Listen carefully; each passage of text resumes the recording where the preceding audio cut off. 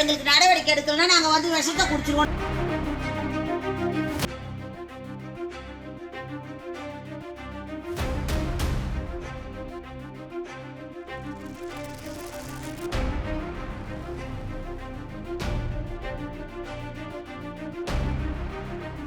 கடலூர் மாவட்டம் சிதம்பரம் வட்டம் மேலமொழியிலடி மாரிமங்கலம் தெருவு 15 வருஷமா அந்த சாக்கடை கும்பில கிடக்குறோம்.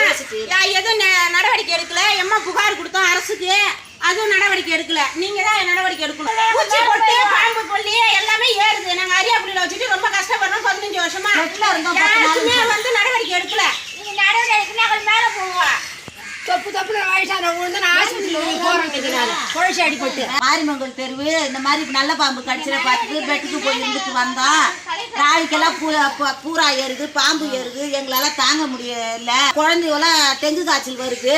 பெட்ல போனாலும் சேர்க்க மாட்டுறாங்க. டெங்கு காய்ச்சல்லாம் தனியார்ல போடுறாங்க, ரூம்ல தள்ளுறாங்க. எங்களுக்கு நடவடிக்கை எடுக்கலன்னா நாங்க வந்து விஷத்தை குடிச்சிருவோம். 15 வருஷமா நாங்க சாக்கடையில கிடக்குறோம். புகார் கொடுக்குறோம் அரசுக்கு, அரசு நடவடிக்கை எடுக்கல. எங்களுக்கு எம்மா புகார் கொடுத்தாலும் எடுக்க மாட்டேங்கிறாங்க. ரொம்ப கஷ்டப்படுறோம். எங்களுக்கு ஏன் செய்ய மாட்டேன்? ஒரு வீட்டால 20 குடும்பம் பாதிக்கப்படுது.